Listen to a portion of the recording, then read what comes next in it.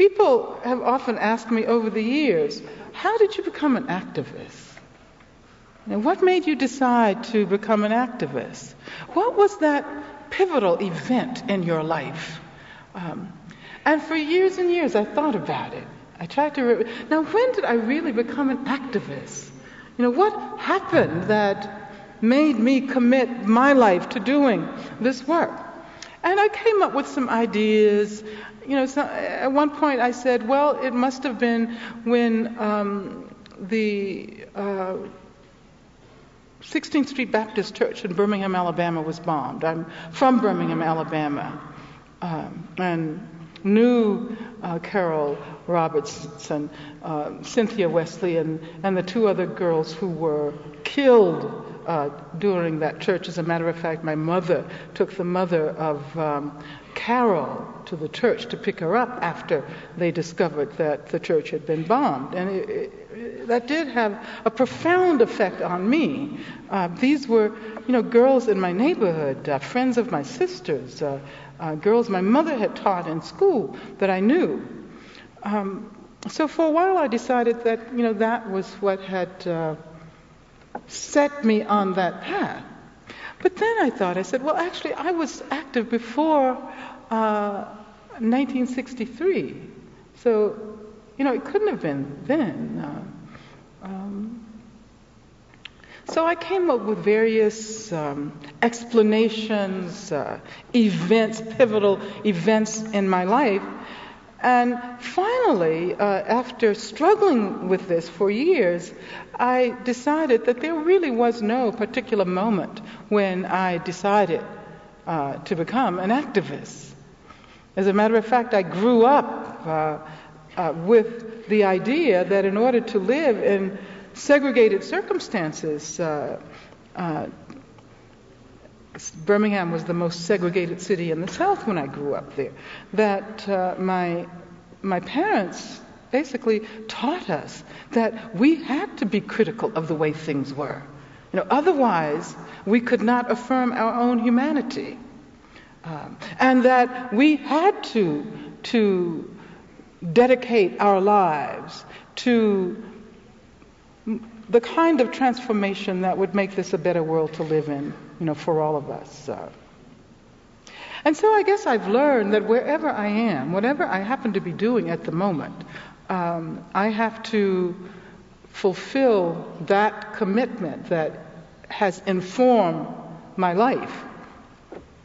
So I want to begin by suggesting that whoever you are, wherever you are, whether you are a student, an academic, whether you are a worker, whether you are a person involved in your church, whether you are an artist, there are always ways to gear your work towards progressive, radical transformation. And I'm going to try to argue for the need to bring about some radical structural changes in this society.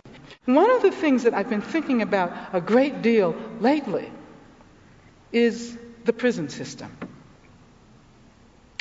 Actually, I've been thinking about the prison system for a long, long time.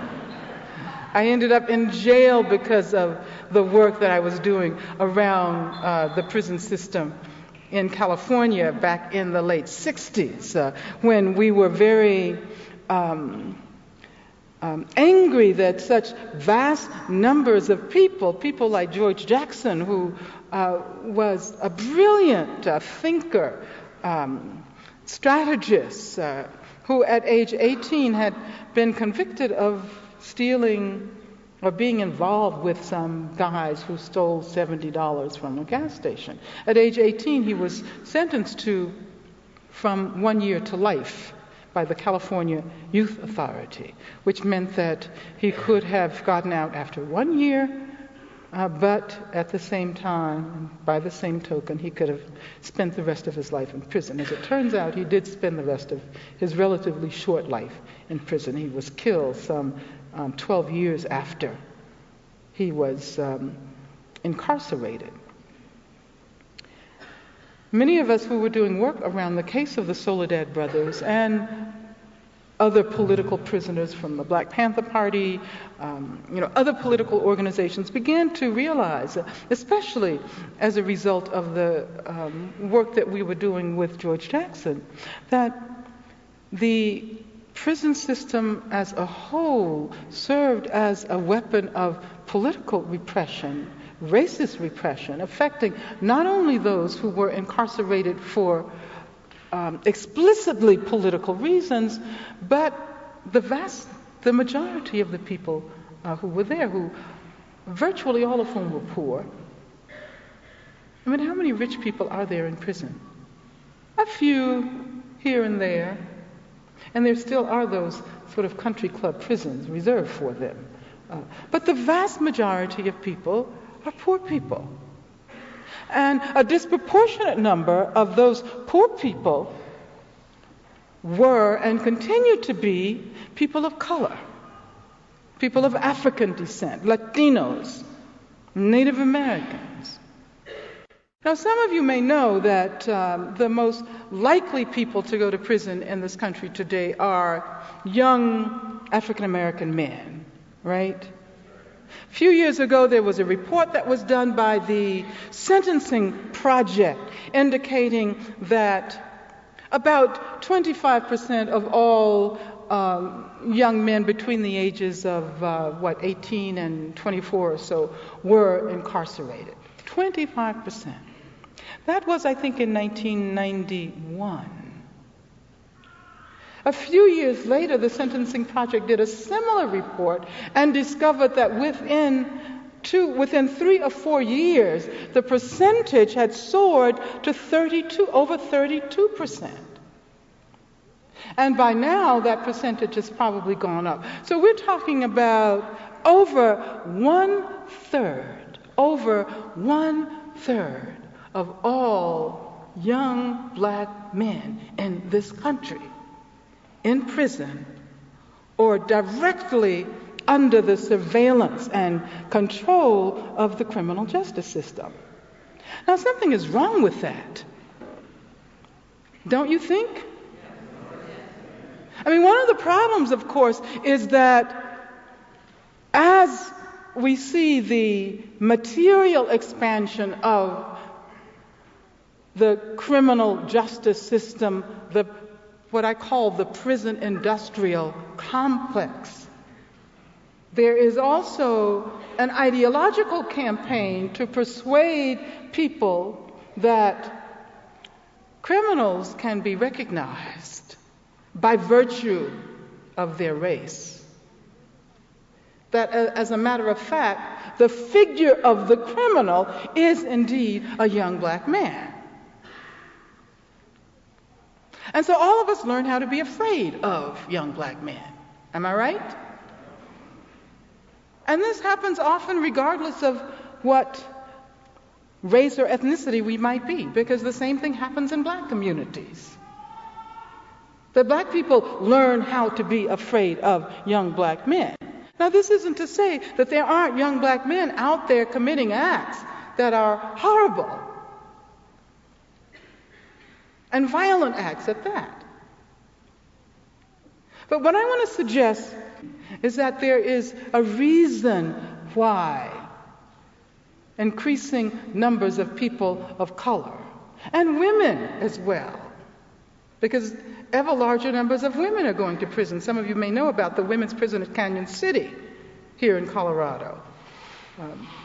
But there is a reason why ever larger numbers of people are being corralled in these dungeons that are increasingly devoted to developing ever more effective technologies of punishment. Because it used to be when you talked about prison, people associated that with rehabilitation, right? The reason to go to prison is to, learn how to be a better citizen. But now, no one talks about that anymore. It's about punishment, pure punishment. It's about these supermax prisons that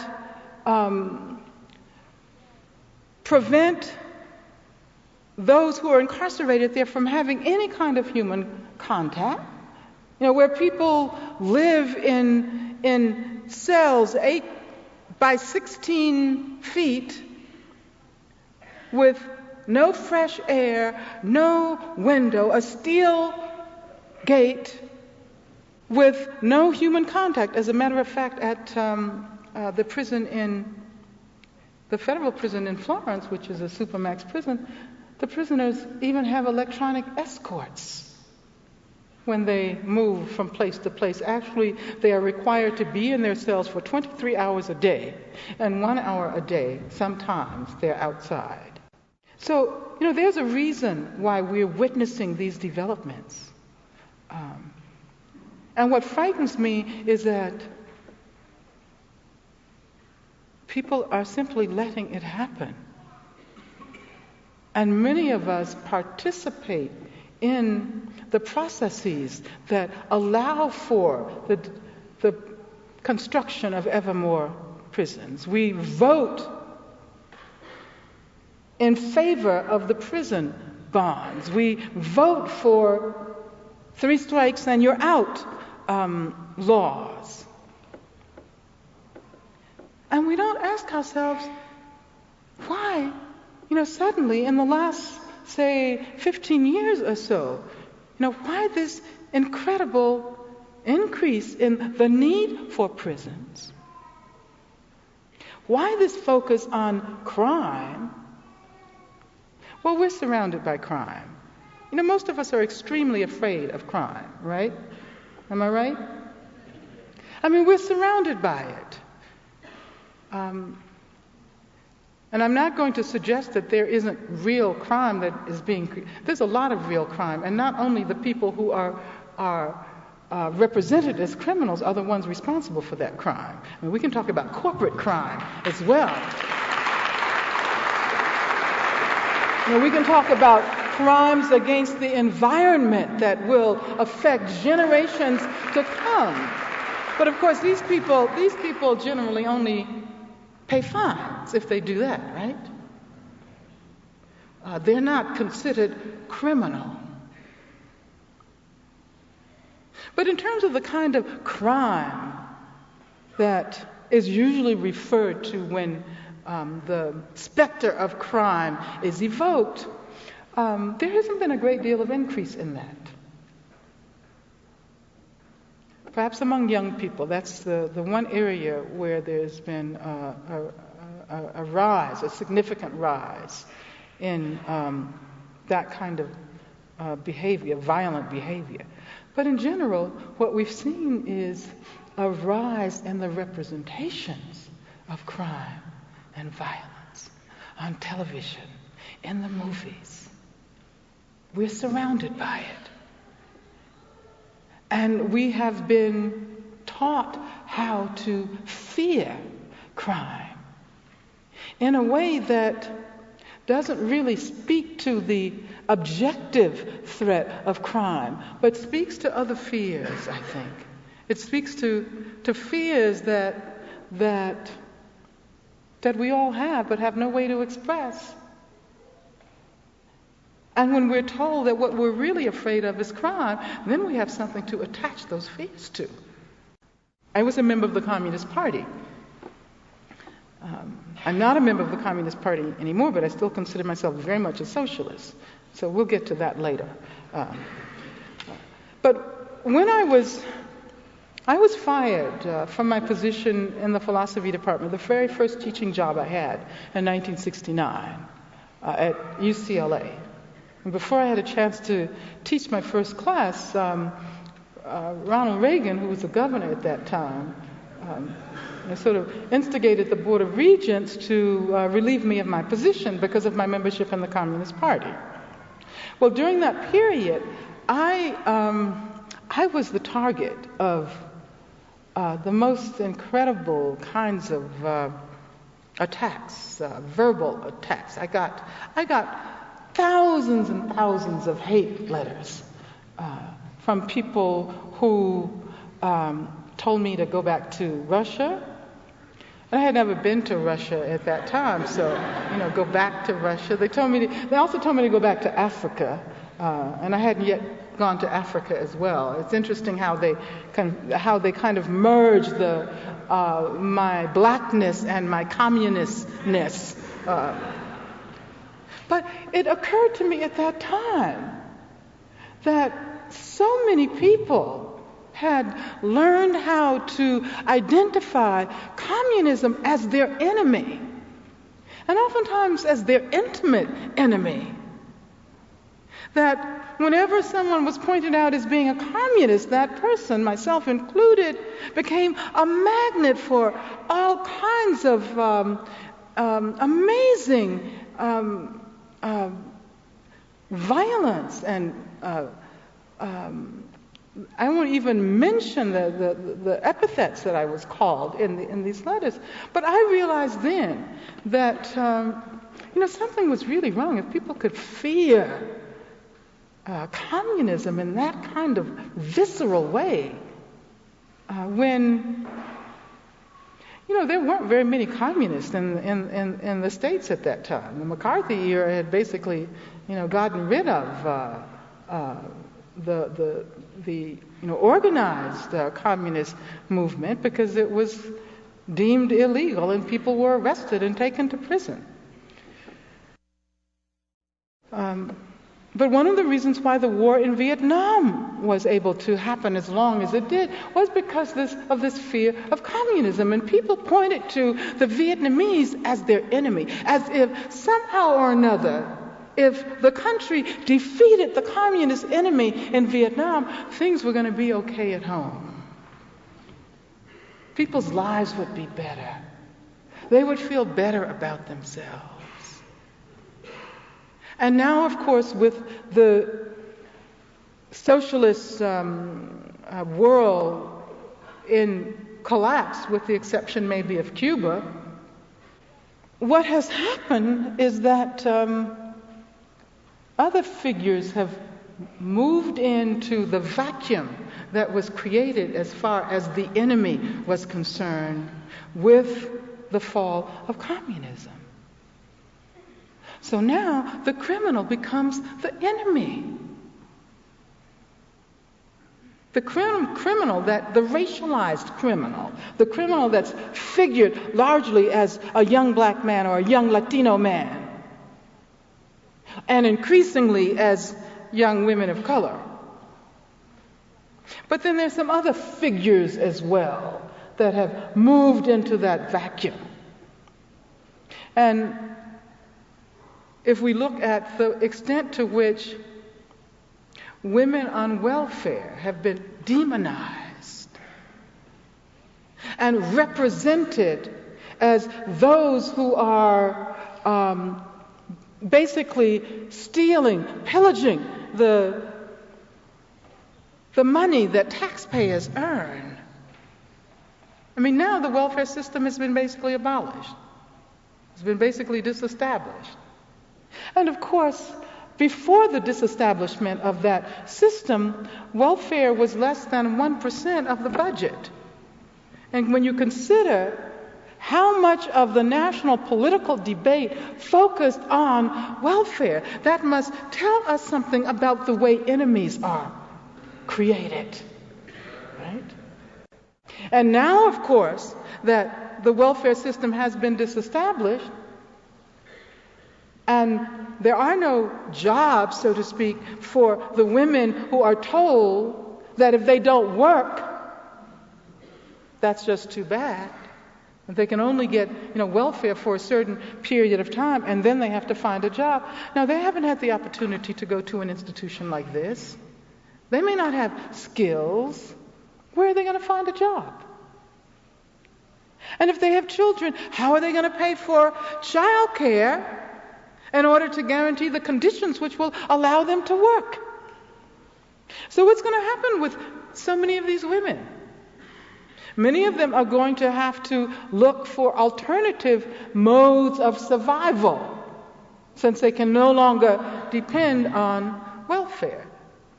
And they're going to be lured into the drug economy, the economy and sexual services, which are two of the sort of major alternative economies available to people who are not allowed to participate in the mainstream economy. And that's going to send them straight into the prison industrial complex. So if things do not change, we will be seeing ever larger numbers of women going into the prison system. And there's another enemy.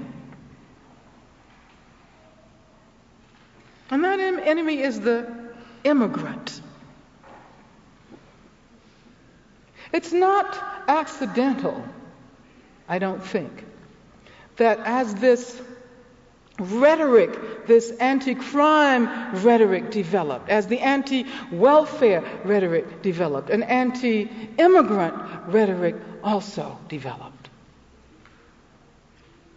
You know, keep the borders closed, prevent and you see, it's interesting, it's not just a question of preventing people from other countries from coming to the U.S. and trying to establish a life here. It's a question of presenting certain kinds of people from certain countries, people from third world countries, people from Central America, people from Asia. I read a study that indicated that actually the largest number of illegal, quote, illegal immigrants come from European countries. But no one ever considers the possibility that a white person could be an illegal. I mean, I know quite a number of illegal people, you know, from places like Britain and France who come in on student visas and decide to stay. And they don't even feel threatened. I mean, it's interesting. They are not even afraid of the INS. Whereas people who are, quote, legal citizens, but who look as if they might come from another country, fear what the INS might do to them, or that if they don't have their ID with them, that they might get deported. So isn't it interesting that in all three of these examples that I've given, the figures are clearly racialized figures? And I think that there's a structural connection between the demonization of the immigrant and the criminalization of populations of color in this country. And let me give you just a sense of how I would try to make those connections. I said I might say a few words about capitalism, or did I? Well, I alluded to the fact that even though I'm no longer a member of the Communist Party, I'm still very much committed to democratic socialism and to finding ways to challenge a capitalist system which has probably an even vaster impact on our lives, on our daily lives, than ever before. Because we're talking about capitalism in the age of globalization, right? We're talking about global capitalism. We're talking about transnational capitalism. What we are witnessing is the development of a circuit of corporations that belong to no particular nation state, that are not expected to respect the laws of any given nation state, that move across borders at will in perpetual search of what? More profits. As a matter of fact, speaking of transnational corporations. I can remember a long time ago when Nike was just sort of getting started. And I was really sort of impressed by this, little company up in Oregon that was producing these shoes. I was just beginning to run in those days, and my first pair of running shoes were Nikes. And I got attached to Nikes, and I sort of convinced myself that I can't run without my Nikes. Nike Air, Nike Air Max, Air Max Squared. But I think I bought my last pair of Nike running shoes.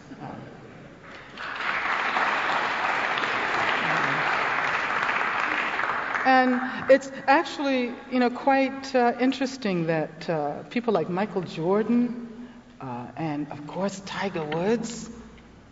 Tiger Woods, has a $40 million contract with Nike? Isn't that right?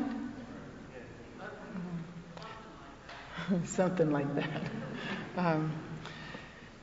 But at the same time, Nike is in Indonesia, creating working conditions that are worse in many respects than slavery. And in Vietnam, as a matter of fact, Nike has a factory in Ho Chi Minh City. Not long ago, there was an investigation of that particular factory, and it was discovered that the women, and we're talking about women as well, who manufacture these shoes, that the women working in the Ho Chi Minh City factory were not only paid less than the minimum wage there, which is a couple of dollars a day, $2.50 a day. How much do you pay for your Nikes? One of the women workers there described an incident during which some of the women came into work wearing the wrong shoes. Apparently they're supposed to wear indoor shoes and outdoor shoes, interesting shoes. They came in wearing the wrong shoes. They were severely punished. They were forced to run. How ironic. They were forced to run for several hours around in a circle, around the factory, until a number of the women collapsed. Some of the women had to be taken to the emergency, had to be taken to the hospital. And that's just one incident. I mean, if you read the entire report, you would be amazed that people are treated this way in this age. So what does Nike do? They go down and ask Andrew Young, another black man, to be their spokesperson in connection with this investigation. I think we need to talk about an organized boycott of Nike. And maybe, I really do. Is anybody here on the basketball team? Because I know basketball teams usually swear on their Nikes, don't they? I was talking to, do you know Michael Franti? Have you ever heard of the group Spearhead?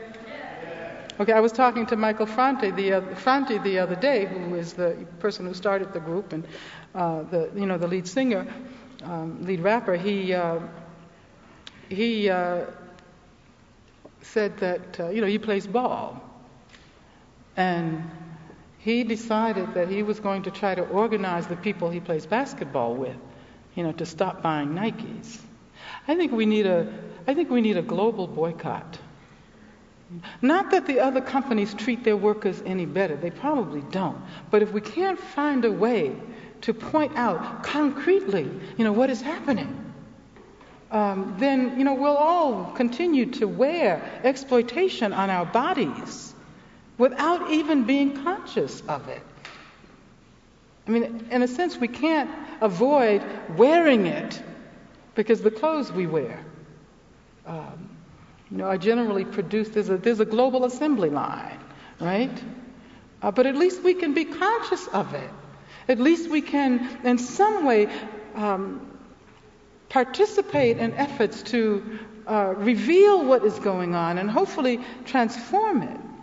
Now, getting back to the connection between the prison industrial complex and the assault on immigrants. What happens is that many of the corporations that have been attracted to third world countries literally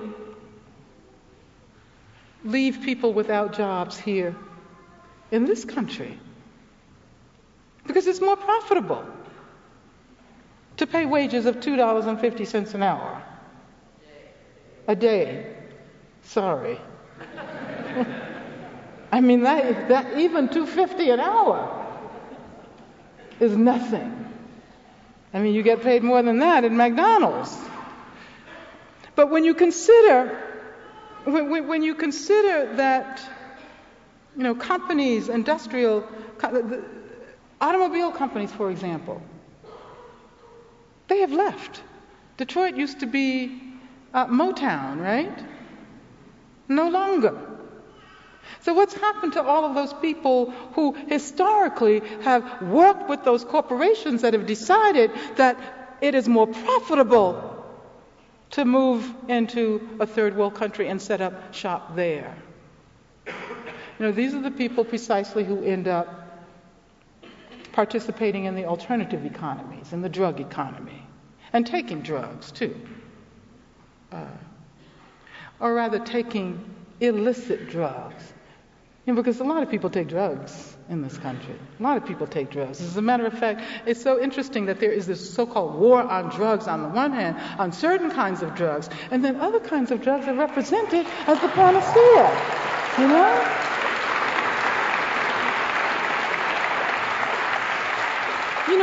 If you're caught with a little crack, you spend 5 years in prison. But then on the other hand, the pharmaceutical company tells you that Prozac is the way to make yourself feel better and to be more normal. As a matter of fact, if you look at the extent to which the war on illicit drugs has historically been tied to the development of psychotropic drugs in terms of the pharmaceutical corporations, there's another connection that we would have to make. Those who take Prozac don't go to prison, though. They go to their corporate suites. They go to the university. Well, anyway, let me leave that. Because the point I also wanted to make, getting back to Indonesia, getting back to the corporations that have gone to Mexico and all over the third world, oftentimes these corporations wreak havoc on the local economies. People can no longer live once the corporations go in and set up shop. And so they begin to look towards the U.S. as a place to seek a better life. Their lives having literally been destroyed by these immigrant corporations, you see. And what happens often is that they use precisely the same routes that have been carved out by the migrating corporations to come to this country. And all they want is a chance at a decent life. And here in this country, they are demonized. They are held responsible for unemployment. Nobody, asked Nike, well, why don't you come back here and set up some factories in various, cities and states in the U.S. and provide jobs for the people to whom you are selling those shoes, many of whom go out and try to steal money in order to buy a $120 pair of Nikes. So you see what I mean about the connections that we fail to make when we succumb to the ideological effort to convince us that the real enemies are immigrants. The real immigrants are welfare mothers. The real enemies are prisoners. And then, of course, there are prisons that are devoted to incarcerate so-called illegal immigrants, people without documents. Now,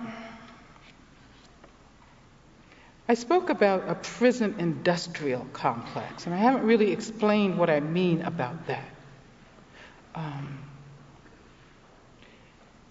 What often also happens is that prisons move in to the vacuum that has been left by these transnational corporations that go to the third world. And they are the institutions that provide jobs to people. Many people, as a matter of fact, I heard that here in Colorado, at the Florence, the Federal Correctional Institution in Florence, that community people held a bake sale and got together and raised money. Is that right? Yeah. To convince the federal government to build a prison there.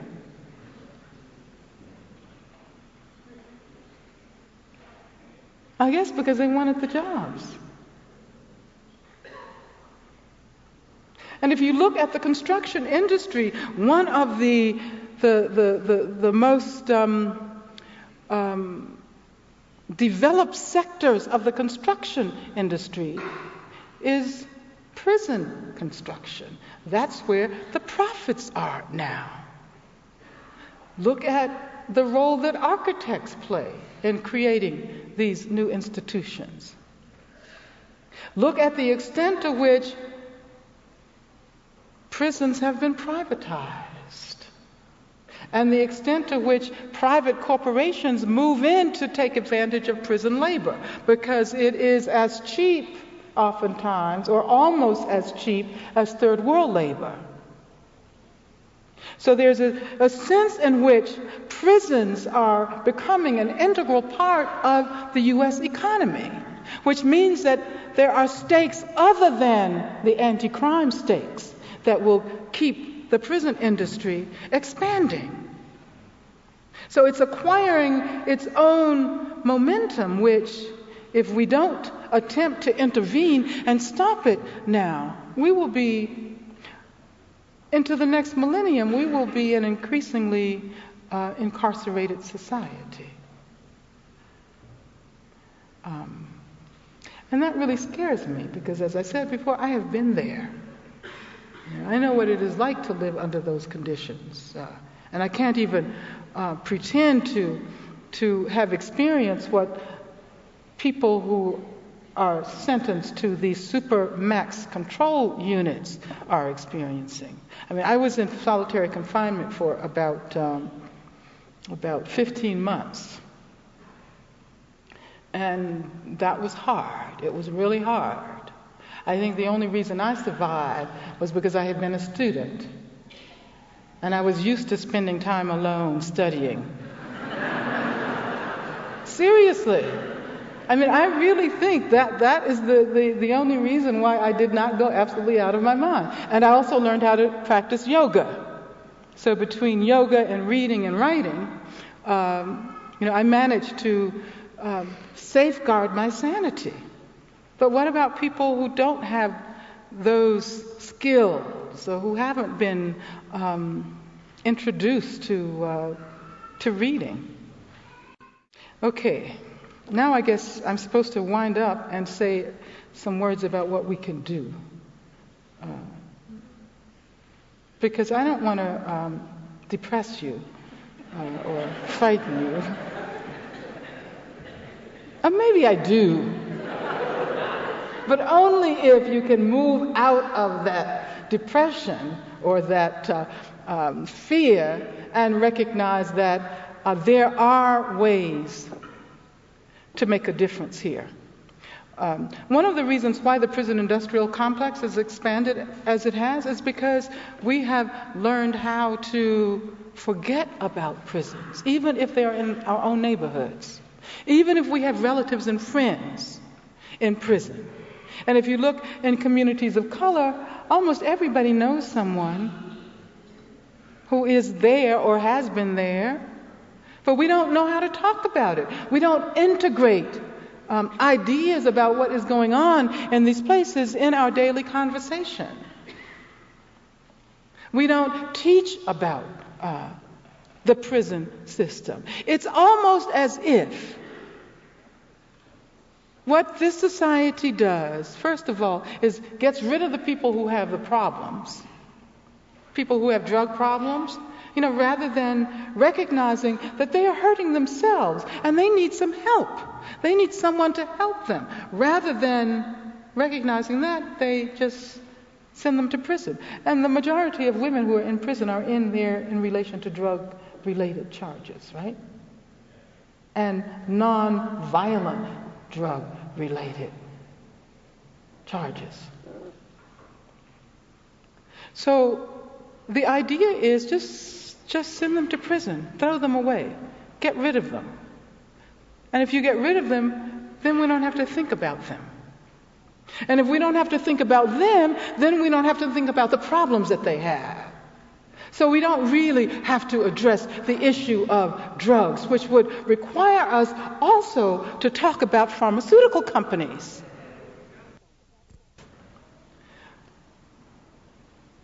So I guess what I want to suggest that we all do is figure out ways of making these issues visible. And for people who have relatives or friends in prison, don't be ashamed of it. Because of the way the criminal is constructed, represented, many of us are even afraid to admit that we know someone who could be that kind of a person. But prisoners are like you and me. I mean, yeah, there's some pretty bad people in prison, but there's some pretty bad people who are not in prison. You know?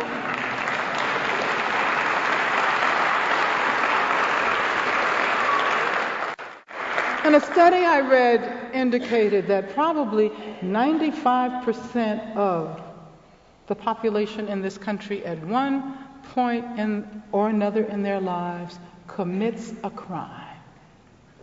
I mean, it may be like, taking a candy bar and not paying for it. And I'm not going to ask everybody to raise their hands who hasn't committed a crime. But think about it. Think about your lives. And think about who are the people who are then called to answer for that. And the role that the prison system then plays in manufacturing criminals and manufacturing crime. One of the things I often point out with respect to my own experience was that, when I went into jail, I was an assistant professor on my first job. I taught for 1 year, long-time graduate student. And I really hadn't acquired very many skills with respect to shoplifting and, boosting. But when I got into jail and the little time that I did spend with in the main population, which was in New York, I said it was about 4 weeks. And one of the things that happened was that every day the women practice. They practice. There was one woman who, sort of a big woman, who boasted that she could walk out of a store with a color television set between her legs. TV sets were much smaller then. We didn't have the big screen ones. But she would teach the women how to, walk naturally with objects, books and things like that between their legs. And there was like nothing else to do. There was no recreation, and it was fun. So I also learned, I acquired some new skills. If I had gotten out and decided that I wanted to become a booster, I would have known how to do it. And I'm just talking about this on a very small scale, in a larger sense. The prisons produce crime and criminals. Some of you may have read Michel Foucault, Discipline and Punish. There's a sense in which that argument that he makes is really true, concretely. So what do we do? How do we, how do we create contact between the inside and the outside? between prison and what prisoners call the free world. Prisoners see us as living in the free world. I don't know how free this world is, because it certainly isn't free for a lot of people who are out here. But at least we can take advantage of the fact that we have the ability to move around in ways that people who are inside don't. As a matter of fact, we can sort of think about the relationship as being the relationship between slaves and abolitionists. Because as a matter of fact, the prison system contains obvious vestiges of slavery. Right? The 13th Amendment abolished slavery for all except those who are being punished for committing a crime. So in a lot of ways, what we see in the penitentiary system in this country is the continuation of the system of slavery. And that is why many of us suggest that what we need during this period is a late 20th century abolitionist movement, as there was a 19th century abolitionist movement. Which doesn't mean that, often I say abolitionist movement, abolish the prisons, and what are you going to do with all of those people who are inside? The question is not simply to tear down all of the walls, and I think most of them should be torn down. But the question is creating some new institutions that really will speak to the problems that people have who go to prison, rather than this prison system which continues to reproduce the problems, for which people are sent to prison. One set of institutions consists of educational institutions. It costs much more to send someone to prison than it does to college or university. And many of those people who are now in prison would do well in an institution like this, would do better than a lot of the existing students.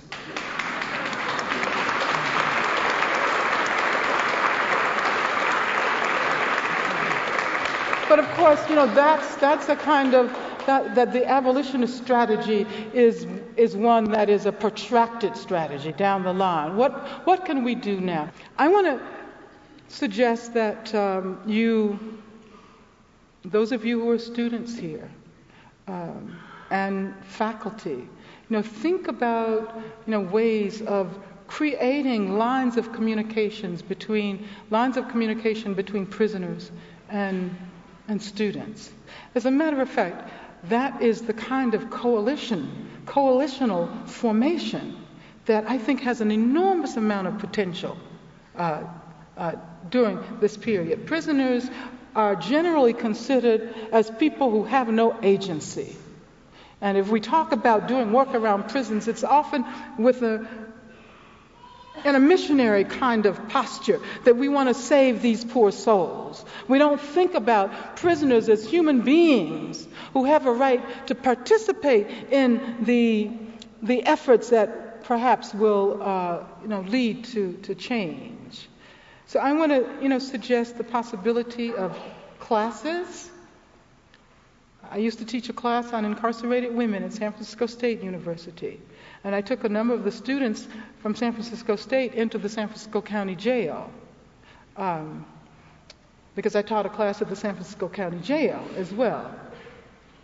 And one would think that, okay, perhaps the students should teach the prisoners, but I decided to reverse it. I decided that the first phase would be for the students to learn from the prisoners. So the prisoners were positioned as the teachers, and they taught the students about that institution, what went on there, what the problems were. And then they got to choose how they felt the students could be effective, what skills the students had that they might use. And that worked out, very well. I want to suggest that, those kinds of connections can be, easily established if people simply take the initiative to do them. Artists can attempt to, go into jails and prisons and teach classes, performing artists, visual artists, Some of you might want to go in and teach a general education course. What we need to do, since they won't let the majority of the people who are in out, we need to go knocking on the doors. We need to go knocking on the doors. We have to argue for a relationship, for communications between the free world and the unfree world. And finally, I want to suggest that we think about the larger picture,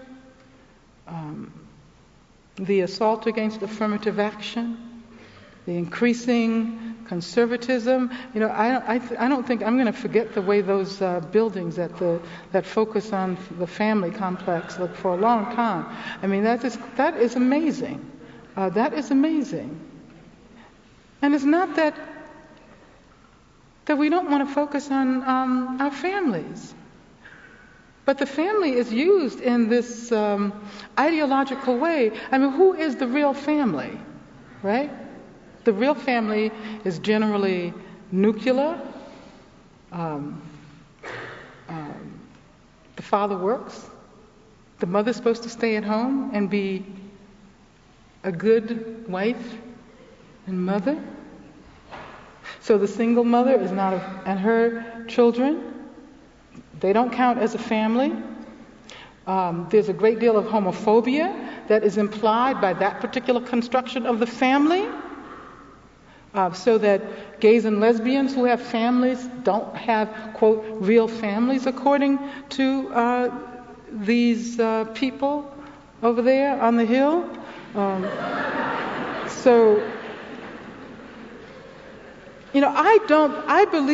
I truly believe that those who are really committed to the kind of conservative politics that is messing up our lives today are the minority of people in this country. Oh, that was a slip. I hope that,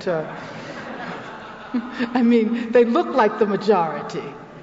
But that's because the rest of us are relatively silent.